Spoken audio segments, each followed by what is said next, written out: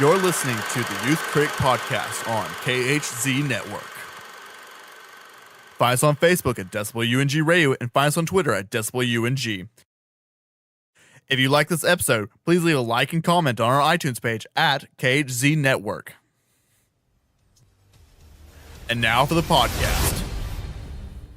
Miles! Yeah. Gotta go! If you want me to drive you, we gotta go now. No, Dad, I'll walk. Personal chauffeur going once. It's okay.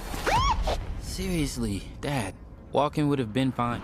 Breaking news, Spider-Man saves the day again. Spider-Man. This guy swings in once a day. Zip, zap, zop, Nancy. Accountability. Speed up. I know these kids. great Yo, ability. Miles, man, you get arrested? Gosh, don't cops run red lights? Well, yes, some do. But, not your dad. In your universe, there's only one Spider-Man. But there's another universe. It looks and sounds like yours, but it's not. My name's Miles Morales. Hey, kid. You're like me. How? Hello, everyone. Welcome to the Youth Critic Podcast. I'm your host, Kale Smith. Joining me today is Alex. Hello. David from Film Assessment. Hi. And Patrick from the PJ Campbell Show. Well, hello there. And today, we're going to be talking about a new kids movie that's not Wreck-It Ralph 2 or something that's not Disney related, but we are going to be talking about Sony's new Spider-Man Into the Spider-Verse, and somehow it did not suck.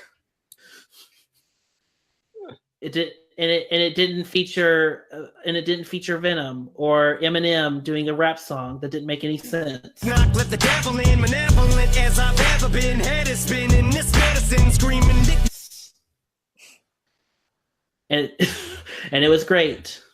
So with that, we're going to start with the non-spoiler portion because judging by the box office, not everyone has seen Into the Spider-Verse yet, although it should have made $1 billion this weekend, but that's just beside the point. But starting with Patrick, what did you think of Spider-Man Into the Spider-Verse?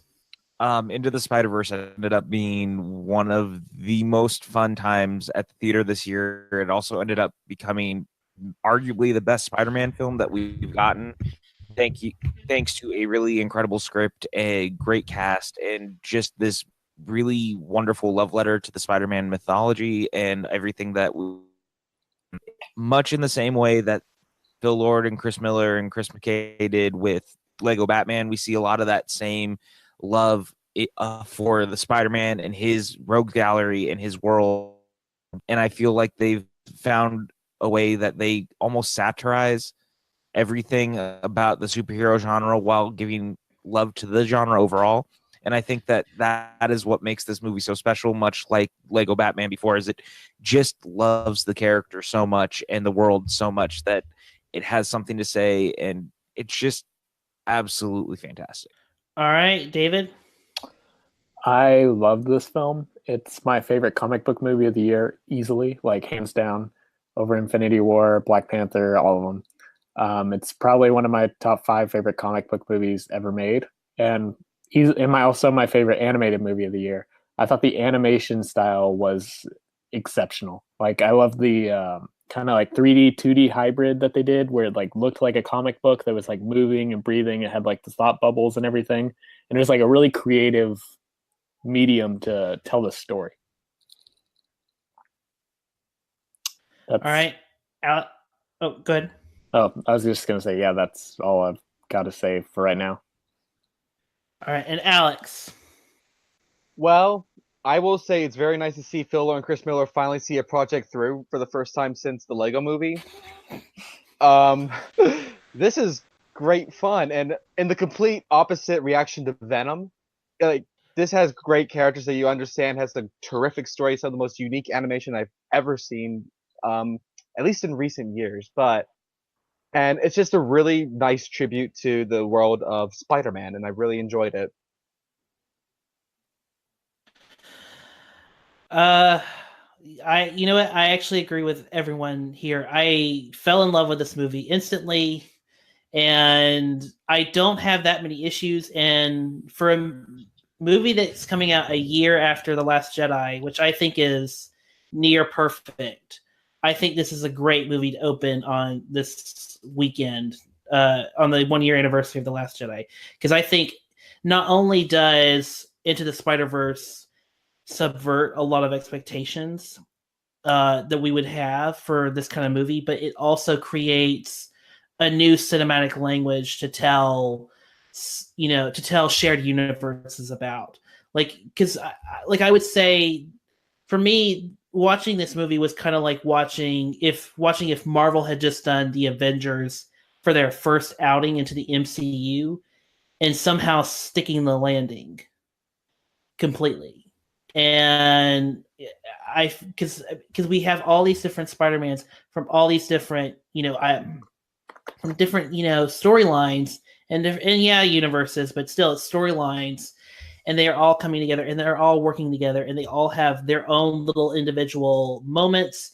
Granted, really the two Spider-Mans that have any arc are Peter B. Parker and Miles, but still it's very much, the story of these characters fighting alongside each other against one enemy who also has a kind of sort of interesting, compelling backstory.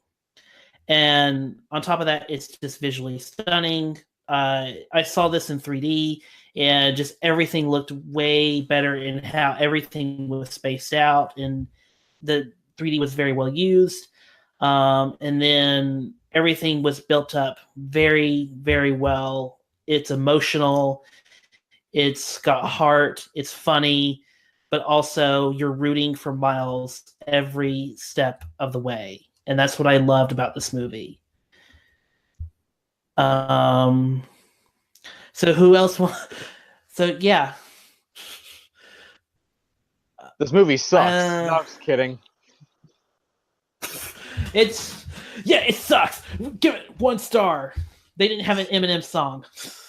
Yeah, the animation is terrible. So let's take the entirety of this movie on just how bad apparently the animation looks, because it's clearly blurry and terrible and everything is wrong with it.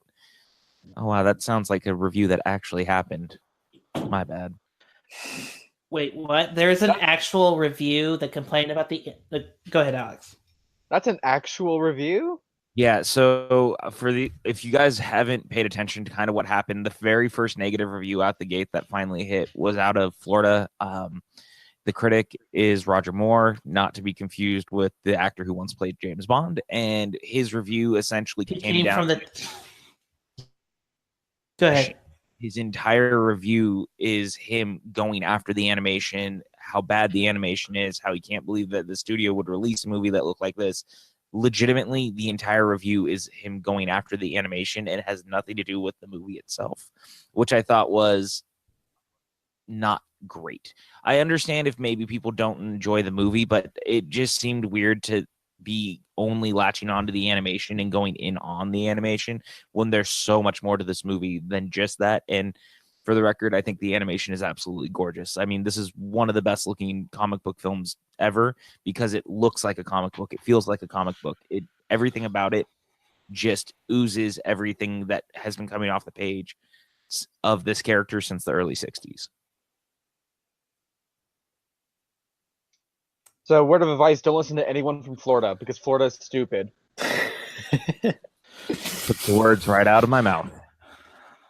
I haven't met anyone yet from Florida that I haven't met anyone from Florida that I thought was interesting. So, sure. I'm sure there are good Florida critics. We just haven't met them. Also, it's kind of funny that a film critic named Roger Moore is named after the 007 movie star. That's kind of interesting. But let's not attack the one person. So where do we go from here? Like how, because I kind of feel like Josh McCouga in this moment right now where I'm like, so how do we make this non-spoiler part more interesting? How do we make it more interesting and not boring? Because I think we're all at the point where we're just all going to go googly eye over it. Well, and that's the thing is there's a lot to talk about when it comes to this movie that obviously will pertain to spoilers kind of no matter how you unpack it. I will say that for a movie that balances so many different versions of the character, it could have been really overwhelming and really confusing, and thankfully it's not. They actually use just the right amount of characters from these else worlds, if you will, in this multiverse, and they do each of their stories in a way that is fun. I kind of love that whole way that they do the origin for each one of the characters, and I was surprised that as someone who was with people who really don't know the comics as well as I do, that they were all on board as it was playing through. And when you have Nick Cage as Spider-Man Noir and you actually give him like a real origin story enough that you're like, oh man, that's kind of fun. Like, yeah, they're all similar to Peter's original origin, but it could have been overwhelming, and it's not. It all feels natural and none of it feels forced. And that's kind of a Herculean task, all things being equal. So they did a really nice job with that. And also, it's part of the joke as well. Like, yes, it's natural, and it all dramatically works, but still, it's all part of the grand joke that every character basically is Spider-Man / Peter Parker. It's just different, iterations, different identities are attached to that. So, I mean, that's the whole joke of, when they keep mentioning my uncle died too, my other uncle, like everyone's uncle has been killed. And that's what started their origin. And while in that scene that I'm mentioning, it is a very dramatic scene, but still, you can't not think to yourself, wait, so everyone's uncle is dead, or someone they cared about is dead that started their own origin story. So basically, every Spider-Man has been basically just repackaged, but with a different label or a different, character with different core identities or core essentials. So, and even the Spider-Man story we're being told, it's been done before. Like, it has the Spider-Man movie structure, but still, it's still compelling and interesting all the way through. And you're right, it's a juggling act, because this could have been boring or predictable, or you could have seen everything coming a mile away. But I think by playing into that and joking about it, but also still making the story interesting and still having an interesting protagonist, I think that kind of undercut a lot of what could have made this movie fall flat. I'm glad you mentioned that the story has been done before, because I may get hate for saying this, but I do not like the original Spider-Verse storyline from the comics. So if you want to hate on me for saying that, that's okay with me. But no, I won't. The problem with the original comics is that it's just a very boring story to me. Like, it's just if there's one aspect of the Spider-Man comics that I wish could be just wiped off from existence, it's the multi-dimensional different Spider-Man. But this time it's just made really more interesting and much more fun. And I will say this is like one of the most out there superhero comic book films to date. I mean, it's taken like Marvel a really long time. I know Marvel's been getting lots of flack for being like very stale, especially lately. And they haven't really gone out there, I'd say, since like Thor Ragnarok. But this time we're just full on this movie fully embraces the comic aesthetic to a point where it even has thought bubbles and text speeches, which I won't really spoil like how they use that to effect. But it's just really wonderful to see, and I just really appreciate this movie for doing that. So let me ask you guys this: would this movie be possible to do in live action? Oh, no way. No. Or do you think it would have fallen flat? Unless you're Edgar Wright. I think the animation is kind of necessary for, like, I think otherwise it would be too daunting and too much. It'd be too too daunting to even like approach in live action. Like, it'd be very difficult to replicate this. Unless you're Edgar Wright. Sure, because with Edgar Wright, you look at Scott Pilgrim versus the World. That's probably the closest thing in live action to Into the Spider-Verse in a lot of ways, and the way that it uses the thought bubbles and things of that nature.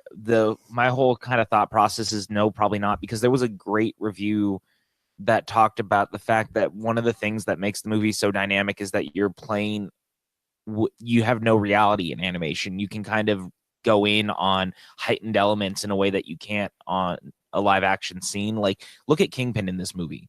Kingpin, you couldn't do that in live action. That would be ridiculous to look at. Whereas in this, it feels natural because he's just this hulking behemoth of a thing. But in the movie, it doesn't seem as ridiculous because it's animated. In live action, I don't think you could make that work quite as well.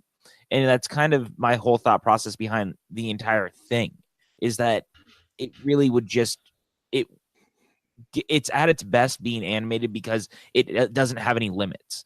Live action still has limits. Animation, you can really do anything. And so that's why the movie works as well as it does. Fair. And also, I would like to point out each of the different characters have their own different style, their own different animation style to them. They all look differently from one another. So to do that for live action, that would be fairly difficult.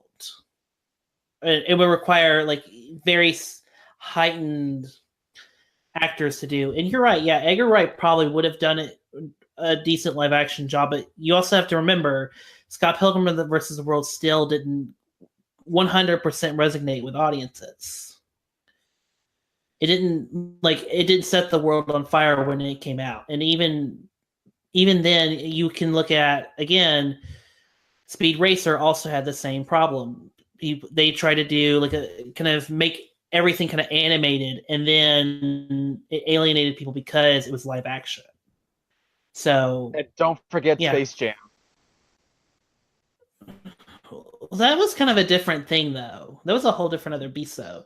They were putting live action elements into an animated environment, whereas I feel like the Speed Racer and Scott Pilgrim are retroactively trying to make animation live action.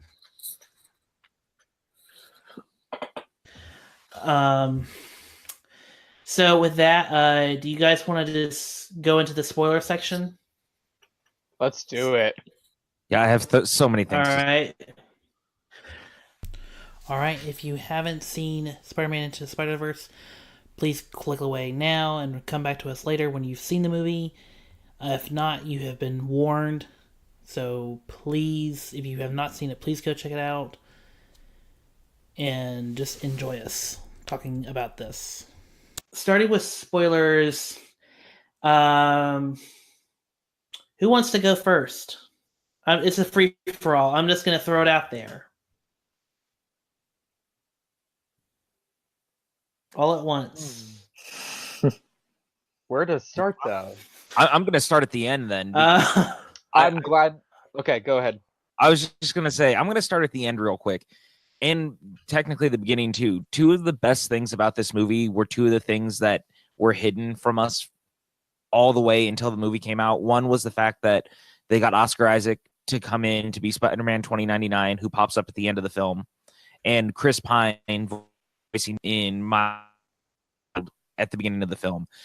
I love that a lot because Jake Johnson is good, but Chris Pine, I kind of wish he was Peter the entire film. His voice is so perfect for that character, and for him to be the one that Miles meets out the gate, and just he exudes everything that I've always loved about the character, and it's such perfect casting. And the fact that they were able to keep that under wraps for so long when you had Nick Cage and Jake Johnson and like a very talented group of people throughout, it was kind of a nice surprise to be like, oh, hey, that's Chris Pine. That's awesome.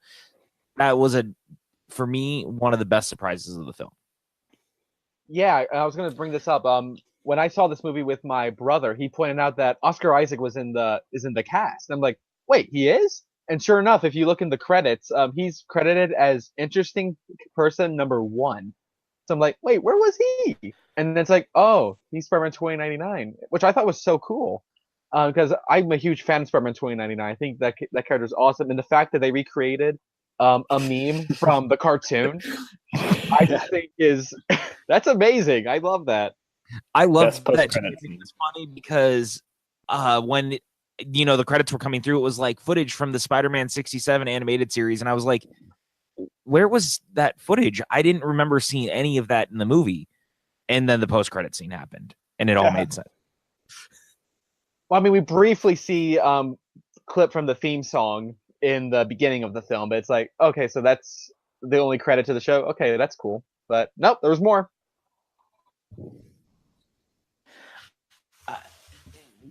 David, go ahead. I was gonna say, yeah, that's like one of the best post-credit scenes. It is because when you, for me, the reason why it's so great is because we're cutting, we're going in, we're fading into the scene, and we meet Spider-Man 2099 and it's Oscar Isaac, and you hear that he's like discovered all these multiverses, and he's going in and he's like trying to find, you know, a place to go, and he goes to Spider-Man 67. Then it cuts to, you know, it's the joke. It's the meme itself. Like, no, I'm you. No, I'm you. And because at first you would think, oh my gosh, is this what the next movie is going to be about? Is Spider-Man 2099 going to different universes and possibly teaming up with Miles Morales? But no, it's just, you know, we're making a meme even funnier than it already is. Well, I think that still is potentially a storyline they could explore in the sequel, but I think it was for the end joke. But I think they could still use that as the plot of the next movie if they wanted to carry forward with that.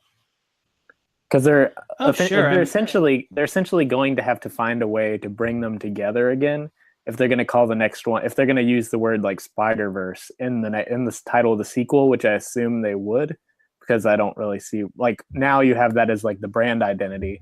Why would you shy away from that? And that's part of what makes this so unique from what's come before.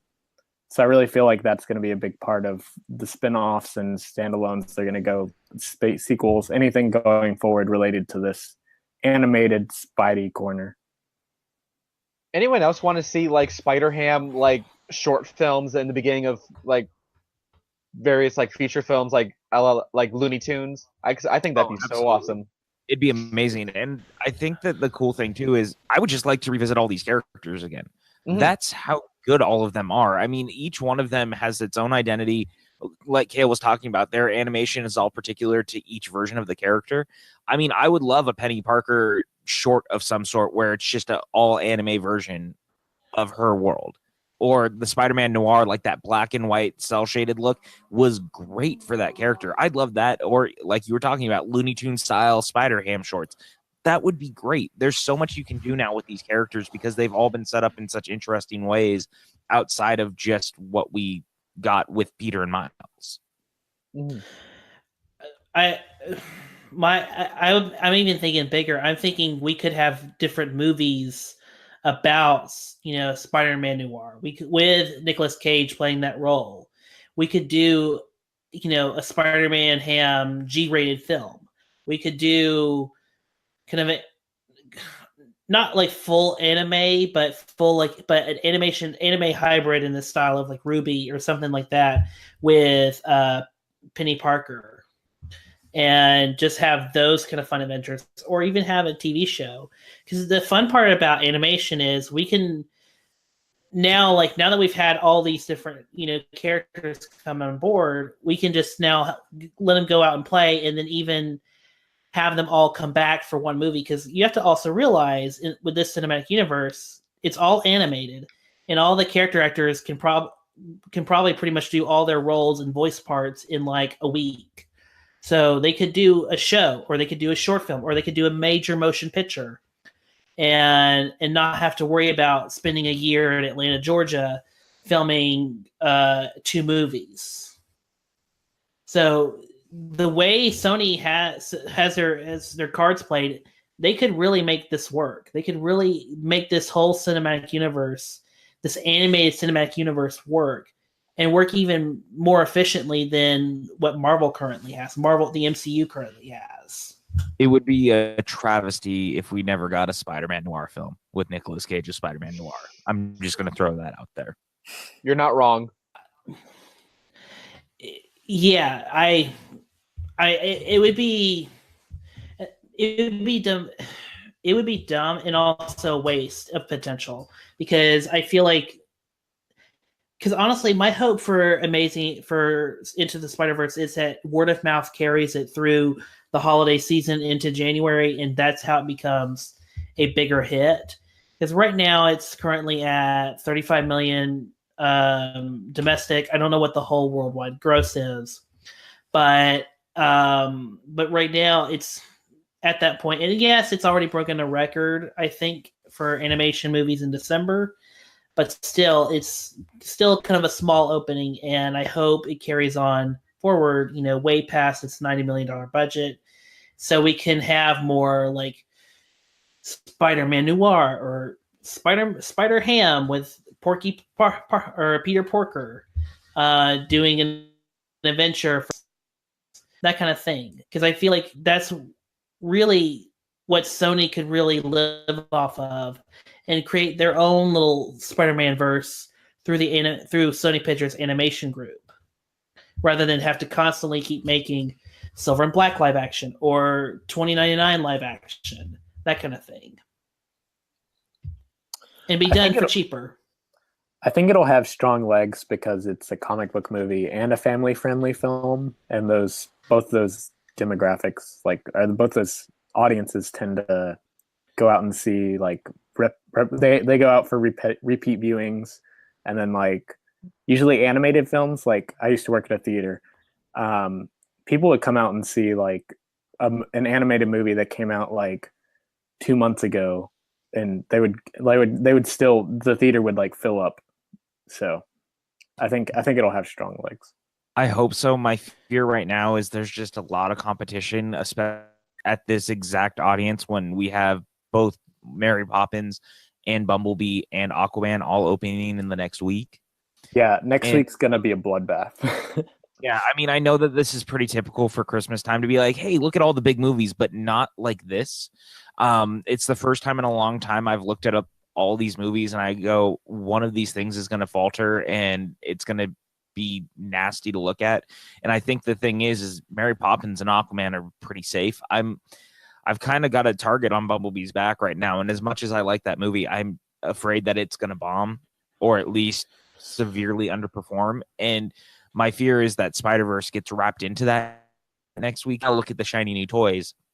The attention span of the general audience is what's the new shiny object this week. And Spider-Verse, for as good as it is, I'm just afraid that even with word of mouth, the new shiny objects are going to overshadow it. And that scares me because I really want this movie to make all the money because I'd like to see more. I'm with you there.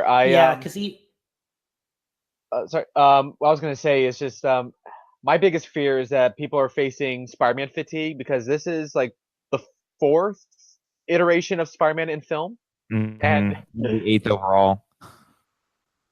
Yeah, but it's just I don't know. I don't know. Maybe it's just because there's also a current Spider-Man right now as well, which I don't know how that would play to a general audience. Because I've known some people that are just casual fans who are like, oh wait, that looked at Into the Spider-Verse and like, oh wait, that's a movie. I thought that was like a TV show or something like that. But I don't know. But like you said, I really, really hope this does well because I would love to see some more sequels and spinoffs. Right, and what I was going to say is that's the problem is, even if Mary Poppins and Aquaman do modestly, they still have the international box office. I mean, Aquaman already has earned $250 million at the international box office before it's even opening here. So I mean, Aquaman's pretty much, if there is going to be an Aquaman 2, it's going to happen. And then Mary Poppins will do whatever Mary Poppins does, and he does have a target on its back because there's already Mortal Engines is already dead. It's pretty much already DOA. It's losing over $100 million at the box office per Variety this morning. Yeah, it's dead. It's and that's already its own travesty because I mean, over a decade ago, Peter Jackson was the hottest thing, and now even his name attached to an adaptation of a book it's not enough. It's not enough to sell a movie anymore. And so already in this crowded market, people are already, going to, other films like Into the Spider-Verse or The Mule, and they're already, eyeing, Mary Poppins that's going to open 2 days before Aquaman and Bumblebee. And then on top of that, on Christmas, we have the new Sherlock Holmes comedy with Will Ferrell and John C. Reilly. I think that one's dead on. We'll do. You think that's also dead on arrival? I don't think, as much as I like Will Ferrell and John C. Reilly, like I love those two together, and I know that I'm in a minority opinion and that it's just me, but I think those trailers have fallen flat every time they've released one.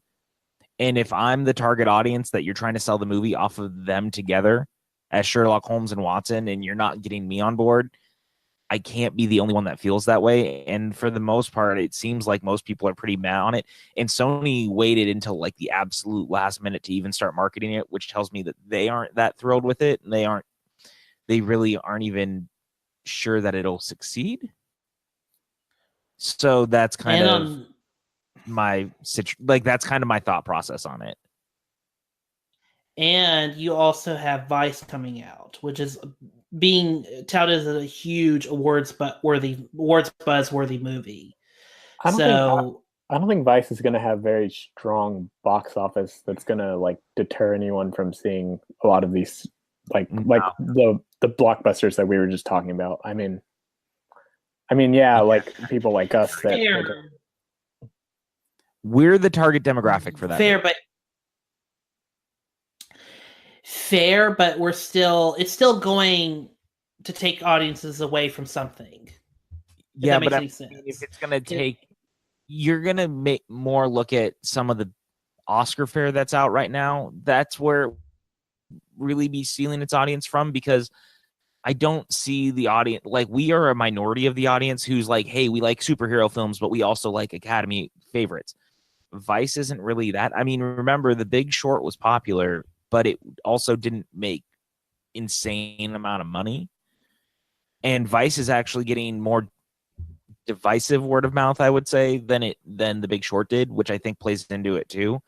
People are not enjoying this one nearly as much. Like people who are very excited about it are going, it's fine.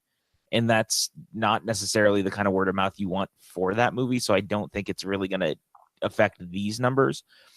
The movies that are going to be affected the most right now are Spider-Man, Aquaman, Bumblebee, Mary Poppins, and the Holmes and Watson. But again, like I said, I just don't think that movie really has any legs right now. Yeah. Hey, at least Alita moved. Alita Battle Angel moved to February. That movie is going to be destroyed. Yeah, I was going to say, like, that didn't matter where you move that movie. That movie is not going to make money either way. Wow, that's so sad. That's so sad that whatever. But going back to Amazing, not Amazing Spider-Man, Into the Spider-Verse. We don't talk about that movie here. Yeah. Sorry, Andrew Garfield, not worth it. Your time came and went. But yeah. So I have to ask everyone this: what did we think of Miles Morales? All right, I'm gonna say this because I think this may be a controversial opinion, but I think this is the definitive version of Miles Morales out there. I mean, this has been a really good year for him. Between this and the Spider-Man PS4 game, I can safely say I really, really prefer those versions over the comic book version. I mean, that's really because he's not written by Brian Michael Bendis. Well, it's interesting you say that because I have the entire Ultimate Spider-Man run. Brian Michael Bendis kind of single-handedly saved my love for comic books when I had kind of a falling out with it in the early 2000s. And Miles has always been a really interesting character, but I do think this may be as close to the definitive version as we can possibly get on film, at least for now. And I was very blown away with how they translated him. I thought that they just did his origin story so well. And everything that I expected to be there was there. Everything from the stuff with his uncle as the Prowler to even basically doing part of the Spider-Man run, because that was always funny, was that Brian Michael Bendis always said that we knew we'd run out of ideas at Marvel when we'd cross over the Ultimate Universe in the 616 universe, and then he was the one who did it. And so it was kind of nice to actually get this version of the character, and everything about him just pops. Like, I was afraid going into this that having this many characters involved would take away from him, but it's not. This is Miles's film. Everyone else just happens to be in it. Yeah. I mean, Literally. and what I mean by the Bendis thing is like, I really enjoy Miles Morales in his first story arc in the comics. It's just after that he lacked a lot of direction, at least to me. And like you said with this film, he's the primary focus of the film. That's just awesome. I mean, yeah, there's other Spider-Man characters, but they're really there more so for like comedic or sympathetic reasons, because there's moments of where each of those characters get moments to shine in that regard. But this is ultimately a Miles Morales story at its heart, and it just works. Yeah, and it's so, for me, it's just so, it's a very touching story and a relatable story as well, because I mean, Miles in his own right, he's going through a change, and he's also trying to live up to the expectations of others. And he's trying to, while also forging his own path. And this whole, him being able to control his powers is ultimately the metaphor or allegory of the film, in that once he has control of his powers, he now can fully forge his own path. And that doesn't come until when he's literally tied to the chair, paralyzed by webbing and by, his own, like, I can't control everything. But now that he has the ability to forge his own powers and forge his own path, it gives him, it makes him the Miles Morales that we now come to expect and come to love. And for me, I feel like that for me is the heart of the story. And that's the story, and that's a story that I found really interesting, is how they use just use that, the allegory of him not being able to control his powers until he finally decides to forge his own path and become, and have agency. That was actually kind of a powerful trick, and it was a really good way of keeping the story fresh and interesting. Also, did anyone already mention that this is an origin story, and we're all in agreement that this was a great movie? Yeah. You see the origins of every character, in fact, but it's all very brief. This is just something that I really wish more movies got to do more often, is because chances are that when you go into these movies, you already know the origin. So we just want to see a fun story unfold. So the fact that they got through like Peter Parker's origin within like the first 3 minutes, it's just like, that's refreshing to see. Why can't we do that more often? Yeah, and the reason why I bring the origin story up is because we now hear so many people say, well, I don't want an origin story of Superman. I don't want an origin story of this person, or I don't want an origin story of comic book character. It's boring. It's boring to hear all of this. And it's like, but for some characters, you have to have the origin story in order to get to, you have to put in the work of setting up the character in order to get to the more interesting stuff. Like, you can't, like, for example, you can't do Creed 2 without Creed 1. You can't tell the story, or you can't do, you just can't do, you can't do it and you can't do you can't do it and expect it to hold as much weight. That's the thing. Right. Like, you could do it, but it wouldn't be as effective. Yeah, so you have to work for it. You have to make a movie that does set up the character very, very well. You can't, like, for me, I look at Man of Steel as the problem in that at the end of the movie, you still don't quite understand what the character's motivations are. You still don't quite understand how he's going to fit into the overall scheme of how he's going to forge his path. It's still a mystery, but you expect a cinematic universe to sprawl out of that, and that'd be the only solo Superman movie we get. That for me is troubling, because even though Iron Man you can take or leave Iron Man 2, but you could still have made Iron Man and then jump to the Avengers, because Tony Stark was very well established. So what I'm getting at is I'm glad we have this. I'm glad we've done the origin story of Miles Morales, but also now we can do multiple stories with Miles Morales and still have that weight. Now we know where he is coming from. We now understand not only the weight he carries from having witnessed his uncle / the Prowler be killed, but we also now get but we now also can see where he's going to go from there. Whereas I think in Spider-Man Homecoming, like, yes, we know that we know Uncle Ben is dead, and we know that Aunt May or may not be struggling, even though she lives in a very nice apartment with 2 bedrooms, and it's looking like it's in a pretty decent area of town. And they can somehow afford to send Spider-Man to London, or Peter to London. Anyway, but still for Spider-Man Homecoming, we're gonna we're still not getting the whole Uncle Ben, like, seeing that. We're getting just told it or reminded of it.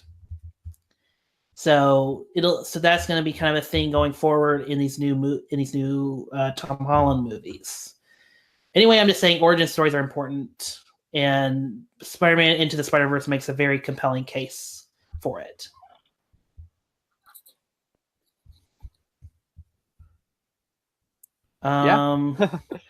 Yeah.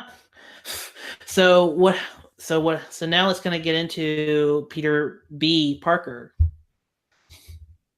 I love Chris Pine, but I think Jake Johnson's Peter B. Parker, is actually the more exact representation of Spider-Man, or adult Spider-Man, in that, like, let's face it, Peter Parker, the real Peter Parker would be Peter B. Parker. If we're being honest, like, he wouldn't be as successful as the Chris Pine Peter Parker. I would agree with you there if Tobey Maguire didn't exist. But what do you mean? Tobey, there was talks that they were trying to get Tobey Maguire back to play the older Peter Parker in this film, but they rejected it because they thought it would be too confusing for audiences, even though they flat out have references to the Raimi films. That's like, I mean, don't get me wrong, I love Jake Johnson in this film. I think he's tremendous, but I don't know, Tobey, I think, would have been just perfect. I think I'm with you, where I think it would have been very interesting to have Tobey come back, but Pine was so good in that, small 5 or 10 minutes that he had, that I would have liked to see more with him. But I mean, you can't go wrong with the Jake Johnson version either. It's just the Jake Johnson version of Spider-Man is a much different version than the one that we obviously see in Chris Pine. That is the Spider-Man who kept it together and was able to make his marriage work and to be the hero on top of everything else. Whereas obviously Peter B. Parker didn't have that luxury. He, spent his money. He buried Aunt May. He got divorced. Like, he didn't have it all together. But Jake Johnson is the perfect voice for that version, whereas Chris Pine was the perfect version and voice for what should have essentially been the Tobey Maguire one, who finally got it together after Spider-Man 3. Yeah, but still, I don't know. I agree. Chris Pine is really good at Spider-Man, but for me, it's one of those things where I think that's the perfect way to go for if you're going to try and kind of sort of continuity wise follow up what Raimi did, or follow Raimi's trilogy, because I feel like in a hyper reality, that would be great if Peter Parker got his shit together and became the Chris Pine Peter Parker. But however, I feel like, yeah, Peter B. Parker is pretty much what Tobey Maguire's Spider-Man would have become. I don't agree with he would have that. just. I don't agree with that at all because Spider-Man 3 ends in a way where he's finally putting all of that aside. And that's the whole point of that concluding scene with him getting back with Mary Jane, as after everything, finally realizing what was right, what was wrong. Like, Spider-Man 3 has its problems, but the through line is that Mary Jane and Peter Parker need each other, or at least he specifically needs her to continue on and to put aside what he is and finding a way to balance all of it. And I think that that's the version that would become Chris Pine. I don't think he becomes, unless he doesn't do the right thing and, you know, continues down the path of the dark suited symbiote Spider-Man. That doesn't make a lot of sense. At least to me, that's clear to me that the Chris Pine version is what he would have become.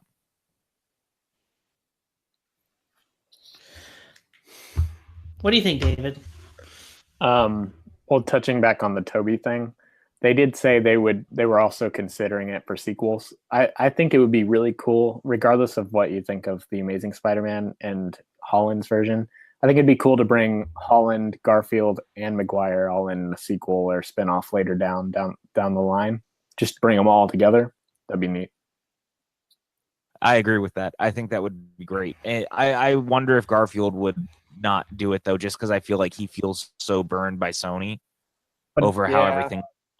But at the same time, I think But at the same time, I think he's really passionate about the character. So I think he'd be willing if they extended the olive branch, you know?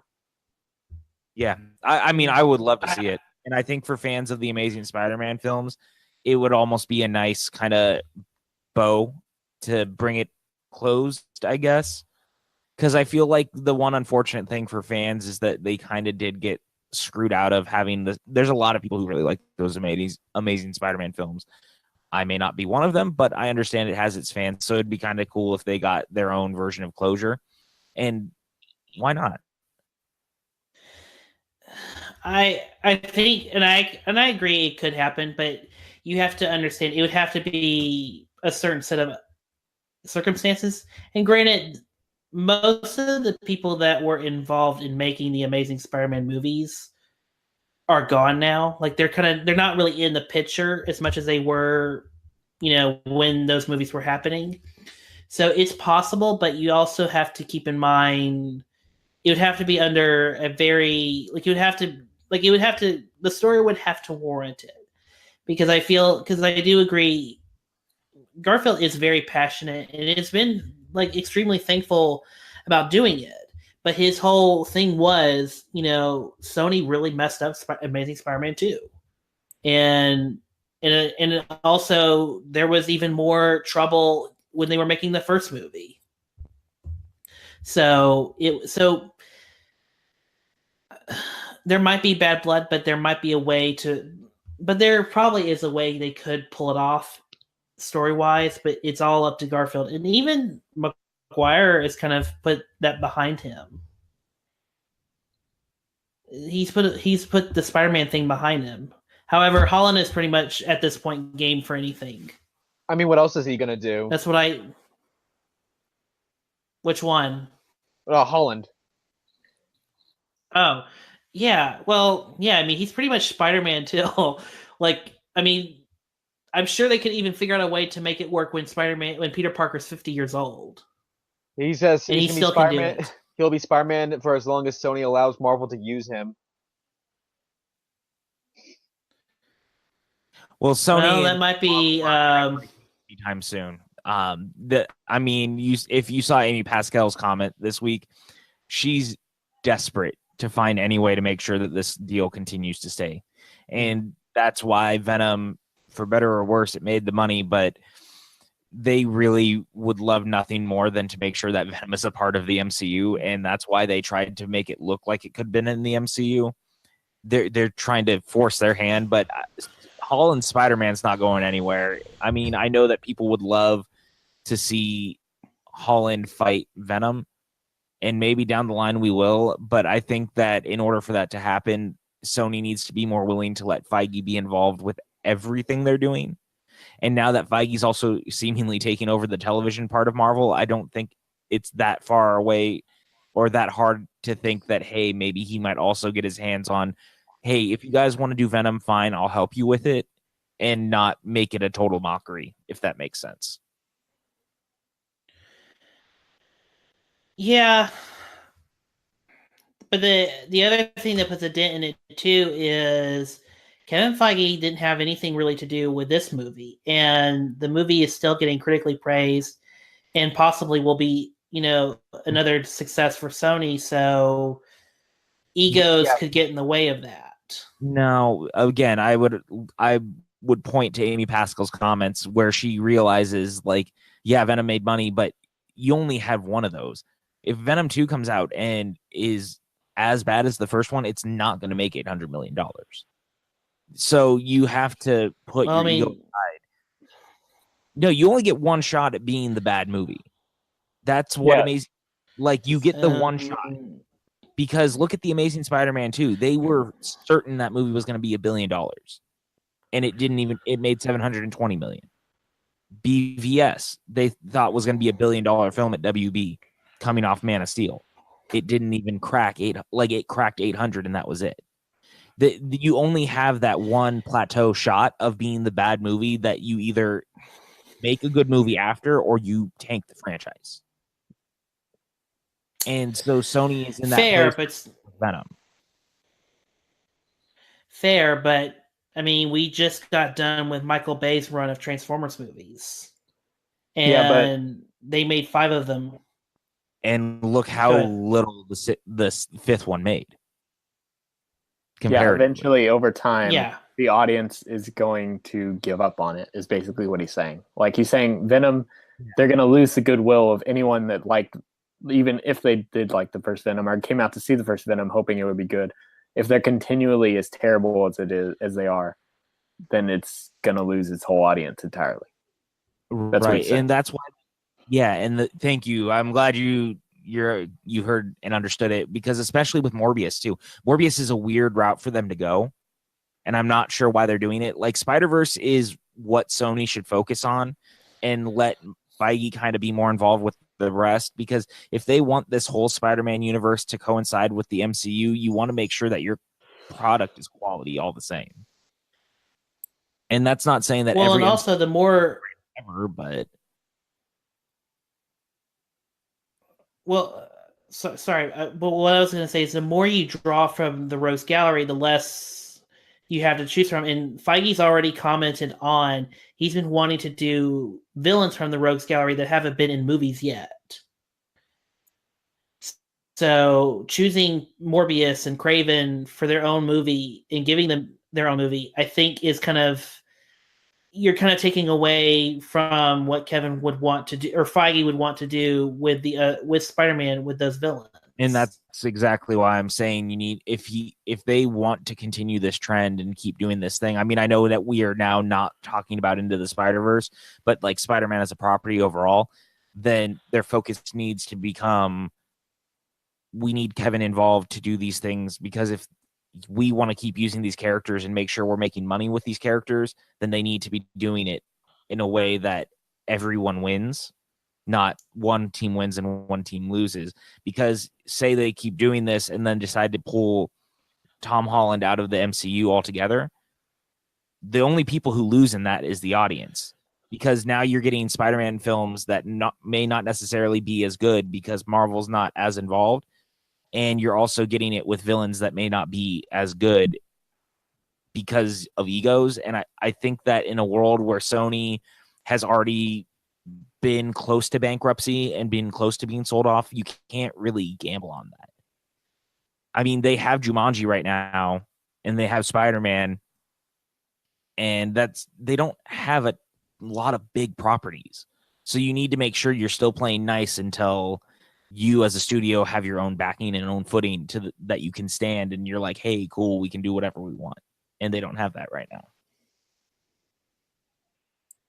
I get it. I mean, I get that. I'm just saying, we know how egos work, and the person that runs Sony has one of the bigger egos. Yeah, but So Amy's the one that's got more say when it comes to that stuff as a producer too. Like I know Rothman's being kept on a tight leash. I'll say that. okay, like a foot long leash or an inch long. Yeah. Okay. So what else? So let me ask this: what else did everyone like about Into the Spider-Verse? Or before we kind of get into the negatives? Oh yeah, we're talking no about Into the Spider-Verse. No one's mentioned the Stan Lee cameo yet. I thought that was wonderful, and I honestly cried both times. I've seen it twice now. I saw it at a screening a couple weeks ago, and then I saw it the other day. That was very emotional for me both times. I mean, it was just it like serves a really great narrative purpose, in addition to being like a nice kind of tribute to him as well. And then the title card at the end of the credits, dedicated to him, and then the thanks to Stanley and Steve Ditko. That was nice. Yes, I absolutely agree. I absolutely love that cameo. What's great about the Stanley cameo is that it just puts a smile on your face because it reinforces the theme of Spider-Man and the theme of the movie. But it also ends with like a great punchline where Miles looks at the sign, no refunds, no returns. and then you just see, Stan just, grin, kind of implying the corporate history of Stanley, but still being a really nice tribute, but not being a really nice tribute to Stan the Man. What's amazing is how well it fits the situation, even though like when they made that when he voiced that cameo and they put it in the movie, he obviously wasn't dead yet. Like that happened afterwards. So it's kind of amazing how well it fits the situation. Like if you say, like, let's say hypothetically, he had died before his like Venom or like Ant-Man and the Wasp cameo, like, those cameos probably wouldn't have been as resonant, on an emotional level at least. Like I think it's kind of just really amazing how well it fits the situation, even though they didn't know that was going to happen when they were developing it, at least. Get what I'm saying? Yeah, of course. Patrick, did you have any more to say on it? Oh, I really love the cameo. I'm kind of along the lines of what we were just talking about, in the idea that maybe it is the best cameo to leave Stan on, because it feels so fitting and so perfect. And we were friends, I'm going to miss him. You almost don't need to go. We don't need any more. I mean, I know obviously we're going to get one in Endgame. We're going to get one in Far From Home, but it almost Captain Marvel. Yeah, and Captain Marvel. I just think that this almost feels like the most fitting tribute and the most fitting way to go out. But either way, it looks like his last film, as far as we're all aware, is going to be a Spider-Man film, and that almost seems the most fitting no matter what, because Spider-Man will always and forever be not only the one character that people will always associate Stan Lee with, but it always seemed to be his favorite as well. So it only seems right that either way, one of his best cameos and last cameos was in this film. Yeah, and it's really touching. Like, and it comes at the perfect moment for the story itself. Very much in the same way it comes at the perfect moment in Spider-Man 3 regarding his cameo. And it's really good. It is. This is like top 5 favorite Stanley cameos for me. But yeah, next year we got 3 more supposedly 3 more cameos, because we know Dark Phoenix didn't do a Stanley cameo, and there's no telling if New Mutants did cameo at all with Stanley. So, as far as I'm aware, he did not have one for New Mutants. Okay. Is it confirmed that he has a cameo in Far From Home? Yes. Is it? I haven't heard anything. Yeah, he filmed something for Far From Home.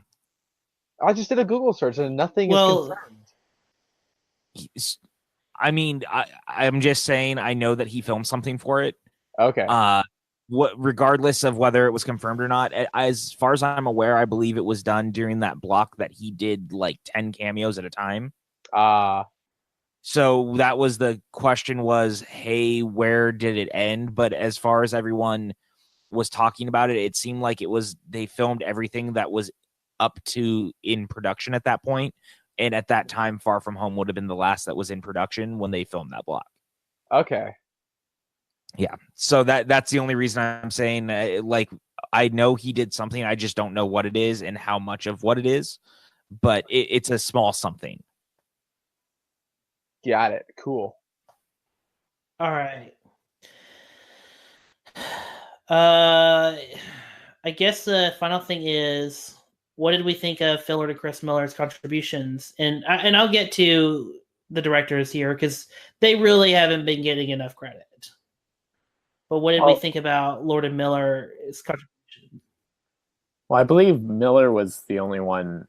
I mean, they were both producers on it, but I mean, otherwise, I think Miller was the only one who had a screenwriting credit. I think Phil Lord, or maybe I'm mistaken, it's vice versa. Phil Lord. You have it switched. Okay. Phil Lord was the only one who had a screenwriting credit on it, and Miller wasn't as actively involved. I mean, they were both producers, but beyond that. So it's kind of hard to say what their contribution was exactly, if that makes any sense. Like, But I mean, obviously one of...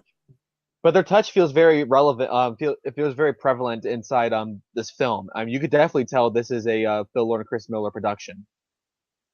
I mean, it definitely feels like all of their movies.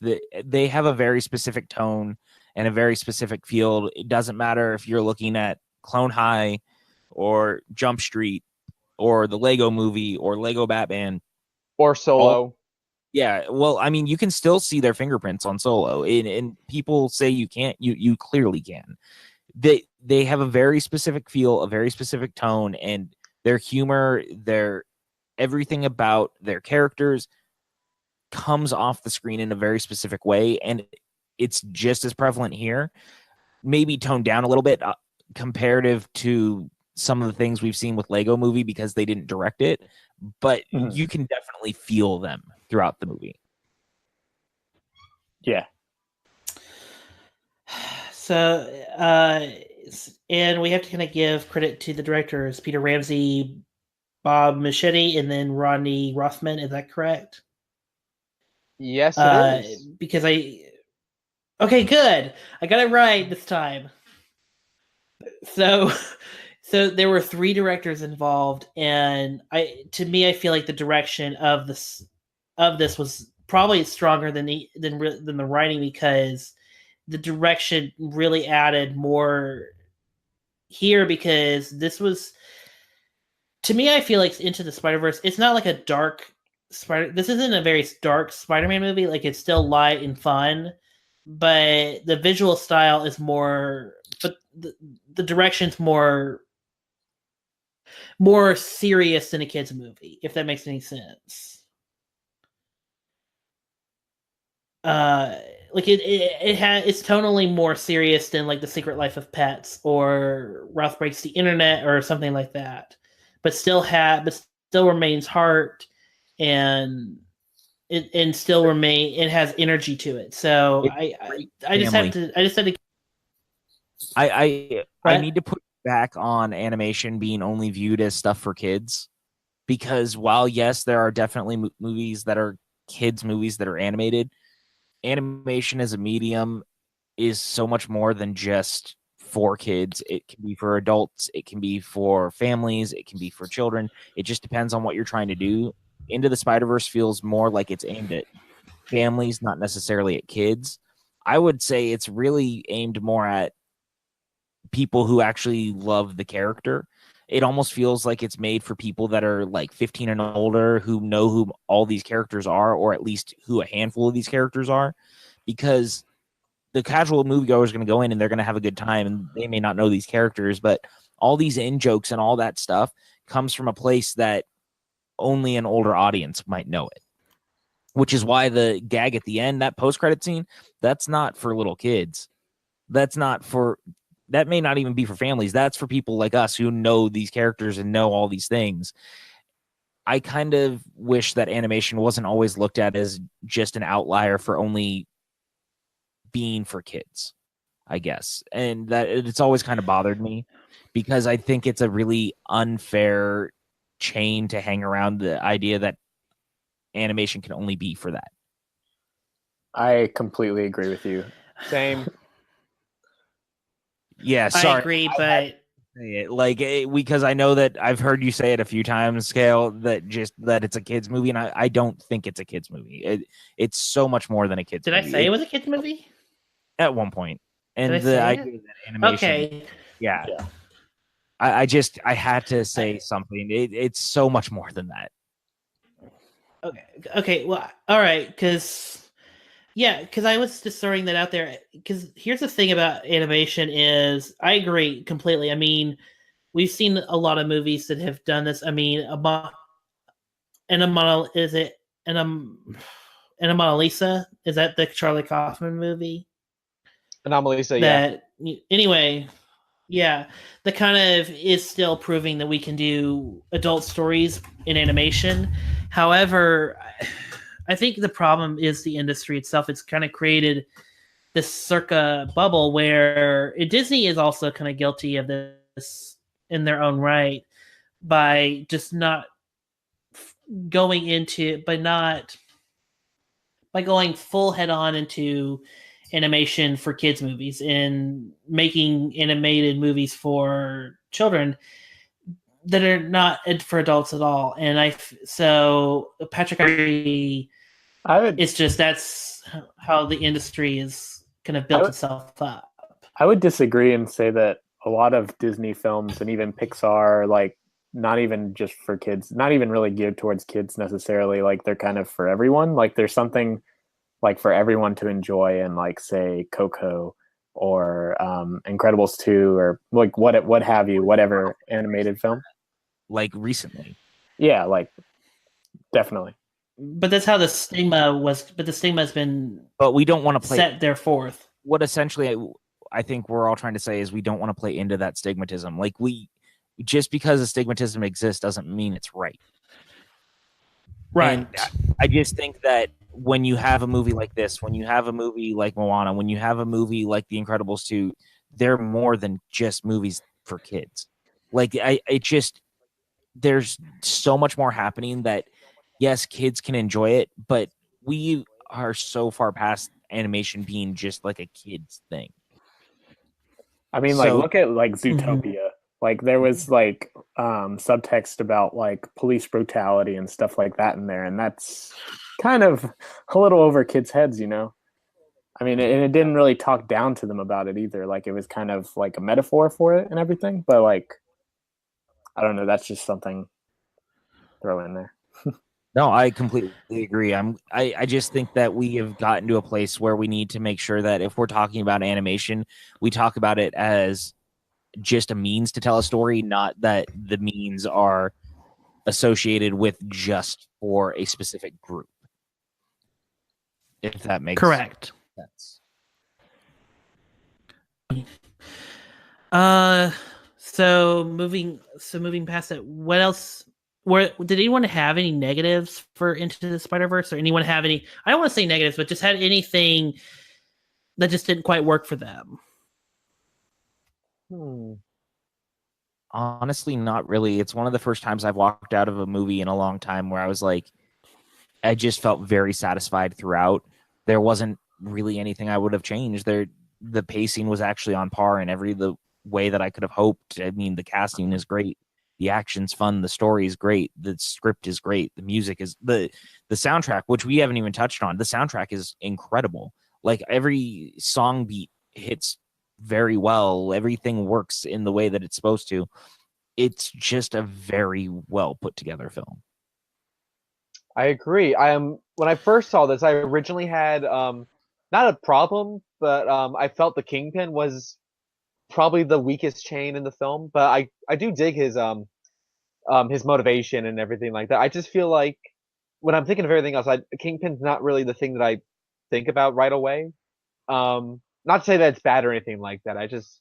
it just doesn't really particularly stand out to me comparatively with the other aspects of this film. Yeah, he had a more subdued role, I'd say. Like I feel like they did what a lot of like the MCU films have done. Not every MCU film necessarily, but a lot of them, where they kind of let the villain not have as much to work with necessarily, so the hero can stand out more. Like I feel like they did that so the spider people could be more the focus. Mm-hmm. And I think that it definitely works in its favor. I mean, don't get me wrong. Is Kingpin maybe not the most interesting villain? No, he's not. But his motivation works within the film, and it also lets the Spider-Man characters be the Spider-Man characters. And at the end of the day, that ends up being the most important thing, I think. Oh yeah, I agree. I agree. And actually, Alex, I actually do agree. I think the Kingpin, it's not a bad thing, but it's one of the, but I do wish that thread had more development because, I mean, you get enough to get the reasoning, but it's still, but the reasoning for what felt for the fallout of Kingpin's family or his relationship with Vanessa, it's still one of those things where it's like, you kind of just question it. You question it even though you really probably shouldn't, because it will just take you down a rabbit hole. Like, well, then if Vanessa didn't know what was happening, then what's going? Like, it's just one of those things where the Kingpin thing, just when you think about it, it doesn't quite. There's holes in it. And David, you are actually kind of right. It is kind of what the Marvel thing does, which is they give the villain less so the hero could stand out, because the movie is called, said hero, but and people are showing up for said hero, but still, it's one of those things where I wish Kingpin just got like a hair bit more development, but still, you guys are right. Like, the movie is really, really good, and Patrick, you're right as well. Every song beat in this works well. I mean, going to, for me, the most powerful scene in the movie with, Miles breaking the web that is, restrain him to, basically swing and climb off the walls of Brooklyn to get to the, I can't remember what it's called, whatever Kingpin's device is, but he's swinging there, and the song that plays is the Collider. Yeah. I wonder how many Collider editors were just, pinching themselves over that. They brought it up. They had a Q&A with Phil Lord, Chris Miller, and the directors. They posted it on their YouTube channel.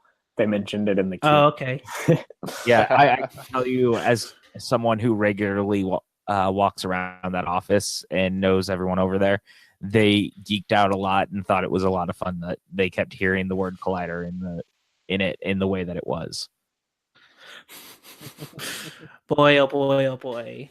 But yeah, so the scene where Miles is like powering through Brooklyn to get to the Collider is like, that's for me like the most powerful use of music, visual storytelling, and where the and also character motivation.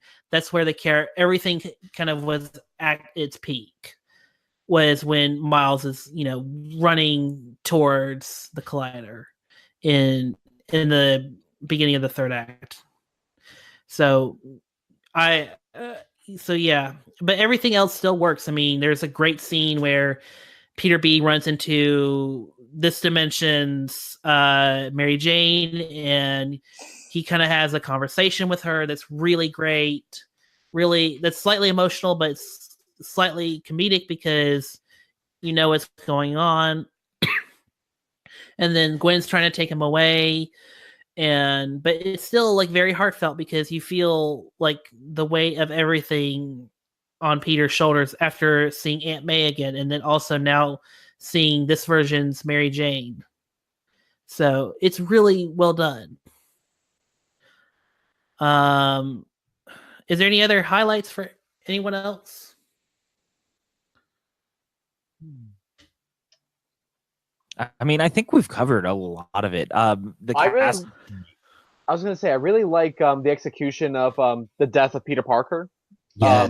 the funeral and everything like that. I think that's just really touching and well done. I really want to give my hats off to Haley Steinfeld too. She's got 2 really good movies opening within a week of each other. I thought she was really, really wonderful as Gwen Stacy in this. Mm-hmm. Oh, another thing, Yeah. I really enjoyed Spider-Gwen in this movie. This is the first time I've actually liked the character. Wait, why? What's been wrong with Spider-Gwen before? I've never dug the whole concept of Spider-Gwen. It's just not. It's more of a case that it's just not really for my personal liking, rather than her being an outright bad character. It's just the things I sort of look for. It's just like, eh. But no, I think Spider-Gwen is awesome in this movie.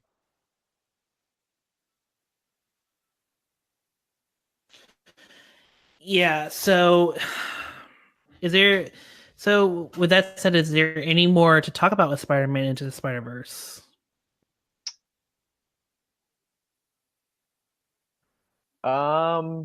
This was definitely the best Spider-Man film in 14 years. Do the math.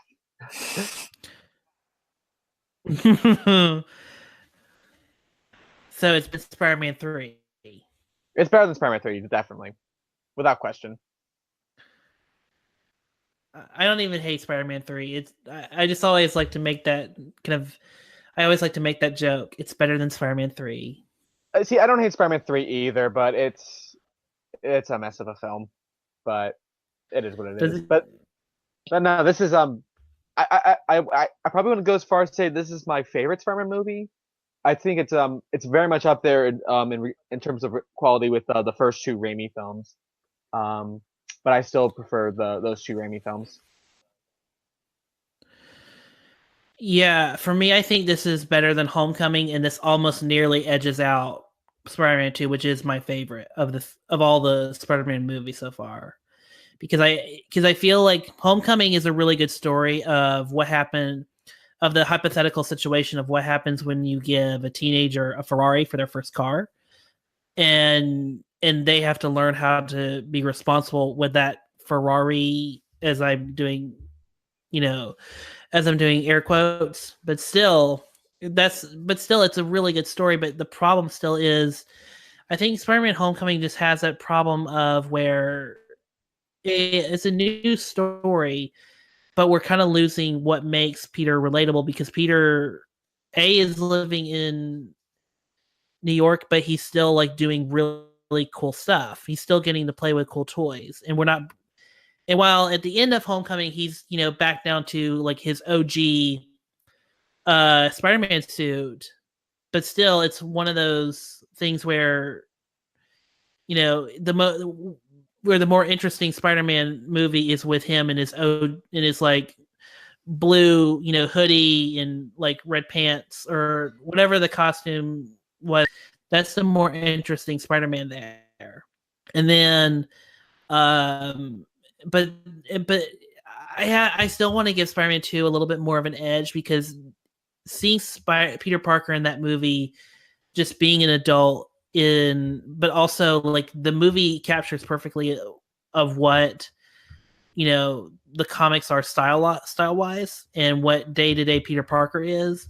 I think that's where Spider-Man 2 still is at its best, and that's why it's still just slightly a hair better. But then again, I don't know. I haven't seen Into the Spider-Verse for a second time, and after that, I'll make a more clear decision. But right now, Into the Spider-Verse is an extremely close second in terms of Spider-Man movies. What about everyone else? For me, it's like I said, it's my third favorite. I think the ones above it are Spider-Man and Spider-Man 2. I love the first Spider-Man movie solely for Willem Dafoe. He is terrific, and he turns people into skeletons. What's not to love?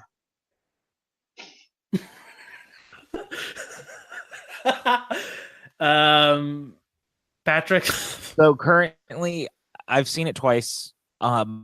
I think there's an argument to be made for this being the best Spider-Man film. I'm also in the minority that Homecoming comes closest for my taste in the character of what I like. I really, really love the Sam Raimi films as well, but Homecoming just oozes the Peter Parker that I had waited to see on screen for so long. And Into the Spider-Verse does it as well, but in a little bit of a different way. So I think that there's definitely a case to be made that this is easily in the top of the Spider-Man films we've gotten so far. David? I'm kind of in agreement with Patrick. If I were asked to rank them, I guess I'd say Spider-Verse, Spider-Man 2, Homecoming, and then like the bottom ones are all kind of interchangeable. Amazing Spider-Man 2 is probably the worst, but the other three are kind of interchangeable to me. Like the first Spider-Man, I really enjoyed it as a kid, but I kind of find it a little too cheesy now. Like, I mean, it's kind of meant to be that way, but yeah. That's actually why I really. No love one's that going to movie. argue. I think it's no one's going to argue that the amazing. Go ahead. Oh, I was just gonna say I do agree with the sentiments on Spider-Man 1 as well. As someone who really loves Sam Raimi and like understands his style and sensibilities and how much I've always enjoyed his films, for some reason that has hindered the first Spider-Man to like it has not aged nearly as well as I would have hoped. As good as everyone is in it, it just doesn't hold up as much, which kind of bums me out. But Spider-Man 2 is still great. So well, my thoughts on Spider-Man will always be, look, it's from the early 2000s, it's from its own time, and it works it works a lot better if you think of, okay, this was early 2000s, we're still in kind of that, Dawson's Creek mode where, where every teenager is playing thing. And yeah, it's weird that the person that Joe Manganiello is playing a teenager in the first Spider-Man, even though he looks like a freaking college student in his like late 20s. And but I mean that's kind of but you're right, it's it's the Sam Raimi-ness of it, but also we were still trying to figure it out. And I kind of miss that time where we can put a Nickelback song at the end of a movie. The only good Nickelback song, might I add. Yeah, pretty much. But still, put a Nickelback song at the end of anything, please, you guys. But you get what I'm saying. Put a pop song at the end of a movie. Like now all of our movies end with like the score playing next to them, which that works fine for a lot of movies. But I kind of wish a lot more movies would kind of do what Wonder Woman just did recently, which is have like a pop star do a song at the end of it, like do a really good song, not like Eminem. I mean, not like Eminem's. What? I mean, Black Panther did. Yeah. Oh yeah, that's right. I forgot about that. All the stars. And Aquaman has one, I believe. I saw it last night. I can't remember if it was during the credits. Pitbull does an awful rendition of Africa. I don't know if anyone's heard it yet. They've released it publicly. Great. It's really, really great. If we could quit making Pitbull a thing, that would be fantastic. And it's really jarring in the movie when it happens. Like the one thing I absolutely hated about Aquaman was the use of non-film score. All the like pop songs they incorporated, it was really jarring and it took me out of it completely. Not to get too much into Aquaman, but that's just one thing I disliked. Well, that's next week. That'll be the next show. That and Mary Poppins. Oh gosh, I can't. Oh my god, No, I will not listen to the Pitbull rendition until I see it in Aquaman. I don't want to get any ideas yet. Oof, that already sounds terrible. Like, how do you? Never mind. That's going too far away. Just get yourself ready for something interesting. Well, Aquaman just sounds interesting. Like everything I've heard about it just sounds interesting. So I mean, I enjoyed it overall. That was just one thing I really disliked about it. I'll be honest, I've not really been that excited for Aquaman. I just don't care. Clearly, not a lot of people are. I didn't go in with very high expectations, but I thought it worked for what it was trying to be. That's cool. I'm probably gonna I'll skip see it it though. next week. I'll see it next week. I'll see it soon. So with that, I mean, do we have any more to say on Mortal Engines? I mean, Spider-Man Into the Spider-Verse. Were we supposed to talk about Mortal Engines? Did anyone here No, I was see just Mortal making a Engines? joke. Wait, is Mortal Engines a movie? Yeah, it's movie. a very indie movie. I think Wes Anderson directed it. But it sort of like slid among the cracks. I hope that Bill Murray is in it. That'd be fantastic. It's quite an interesting film. Bill Murray's in it as an old man. He's just an old white dude in the movie. Yeah. But yeah. So, is there any more to say on Into the Spider-Verse? Because I'm actually kind of running out, even though I love this movie. I love this movie a lot. Everyone, go see this. Give this movie your money. What he said. And you know what? I'll echo what Tyler said in the last segment. Please go see it in 3D. Like, to me, I don't know if anyone else saw it in 3D, but I have not. The way I'm the kind of 3D sick works. of 3D. That's understandable. I've seen it in standard and Dolby. I've seen it in standard and Dolby, and the Dolby really like made the colors pop, and the animation looked like even more impressive. So if you have a Dolby cinema near you at all, and have the means to see it in Dolby, I'd highly recommend it. Highly encourage that. Because I the second time I saw it in Dolby, and I enjoyed it. I enjoyed it even more than I enjoyed it the first time, and I walked out of the first time like over the moon about it. I'll try and see it in Dolby Wednesday, because I'm seeing the movie again on Wednesday, but I haven't. But I'll see if I can do it Wednesday. I'm actually seeing this movie right after this podcast. I don't. Nice. Yeah. I would actually, but yeah, I would see it in 3D, because the way the 3D works in the movie, it focuses in more on the objects in the background. Like if you notice in the trailer or in the trailers, some stuff in the background's not quite in focus. It kind of has that, like, you know how when you're watching a 3D movie, you're having the glasses off. It has that, like, some objects in the scene have that like mirror effect where there's an object and then you see like part of the other object is it looks on like the that outside. But it looks like that in standard as well, like regardless of whether it's in 3D or not. Just FYI, I don't know if you've seen it in regular yet. No, I haven't. But in the 3D, that's not there at all. Oh, it's not? Like it's perfect. Yeah, it's all very spaced out. And it's all like dimension wise, perfectly well done. Like the 3D actually eliminates that quite a bit. Okay. I thought you were saying the vice versa, that it was in the 3D, and I was okay. Yeah, it's noticeable, and it takes a little bit to get used to, but once you get used to it, it's. Yeah. Can I tell you all the story of when I got tired of 3D? What was it? Avatar? No. It was actually the first Thor movie. I was with a group of friends. We wanted to go see the Thor movie, and the only showing that available was for a 3D showing. So I paid the extra money to get my 3D ticket and my glasses, but the 3D was piss awful. And all you needed was just one shot. They kind of have it though, of like Thor's hammer coming right up at you, but the problem is that it's so dark. You can't see it.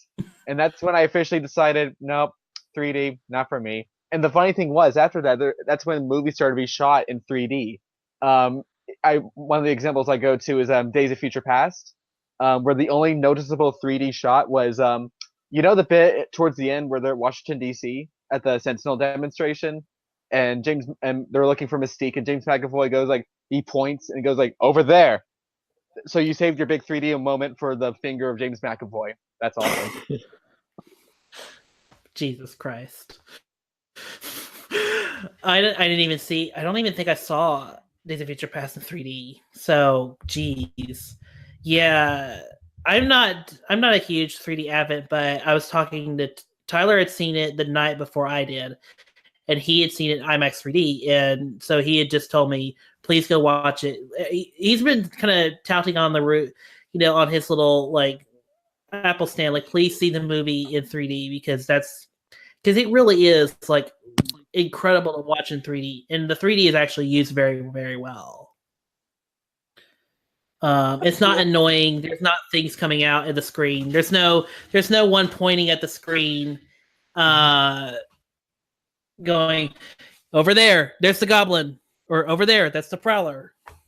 So, yeah, there's not that happening. Okay, that's good. But yeah, but it's still like used very, very well. So interesting enough.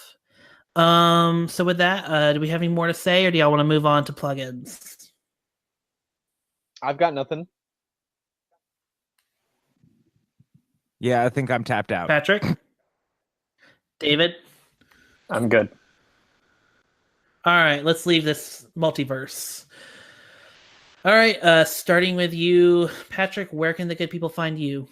You guys can find me on Twitter and Facebook at PJ_Campbell, or at Facebook at, I said Twitter and Facebook, obviously. You can find my podcast, The PJ Campbell Show, on iTunes, Spotify, and Podbean. Go check that out and enjoy it. We've got 2 new episodes coming up over the next couple of weeks. One of them, we are going to be talking about the Schmodown Spectacular 3 and all the things that went down there. I'm very, very excited for you guys to hear that. I will have Frank Janish, Janine the Machine, and Brandon Hanna all involved with that. It's going to be a very great episode. You can also find some of my writing over at the Movie Tree, as well as my reviews at SoCalThrills.com. All right, David? I just released a video essay over The Last Jedi yesterday in honor of the first year anniversary of the film on a YouTube channel. And so you can find that on my Twitter account, Weiser_David. Same handle for Twitter and Instagram. And then I write reviews over at Film Assessment. It's a blog that I started, and that's the same handle. The handle is just Film Assessment. Yeah. All right, and Alex? Well, if you can't get enough of me, you can't find me on Twitter because I'm not on Twitter, but you can find me on YouTube. You can just look up my name, Alex Galucki. That is spelled Galucki. I've got a few videos in the works, one of which includes a year-end podcast where I discuss every movie that I saw this year. So I'm really excited to do that. Other than that, I've got you can find me on Instagram at its_GaluckyTime. And you can find me on Letterboxd, which I believe you just type in my name there, you'll find me just fine. And you can find me on my website where I post movie reviews sometimes, maybe, but which is www.galaxyreviews.wordpress.com. All right, and you can find me on Twitter at MovieKale, and you can also follow this podcast for updates on the show at The Youth Critic, and you can also follow the channel that distributes this podcast at KHZ Network. Thanks, everyone, for listening. Please go check out Spider-Man Into the Spider-Verse, and thanks, Alex, David, Patrick, for being on the show. My pleasure. We'll be back with you next week for Mary Poppins and Aquaman. Woo! I know it's complicated. You want to know what happened to you? I can teach you to be Spider-Man. I love this burger. It's so delicious. One of the best burgers I've ever had. You have money, right? I'm not very liquid right now. I think you're gonna be a bad teacher. How am I supposed to save the whole world? You can't think about saving the world. You have to think about saving one person. One thing I know for sure, don't do it like me. Do it like you. Brooklyn! Stop us now. Hey, I'm all in. I ain't worried about a loss or a new friend. Never worried about a fraud or a new bitch. Lost love, I ain't worried about a process. I see the spark in you. It's amazing. Hands up! Whatever you choose to do with it, you'll be great. I love you, Miles. Yeah, I know that. You gotta say I love you back. Dad, are you serious? I want to hear it. You want to hear me say I love you, Dad. You're dropping me off out of school? I love you, Dad. Look at this place. Dad, I love you. Dad, I love you. That's a copy. Time to swing, just like I taught you. When did you teach me that? I didn't. It's a little joke for team building. Hey guys, Okay, who are you? I'm Gwen Stacy. Come on. How many more spider people are there? Save us for Comic-Con. What's coming? Let's go!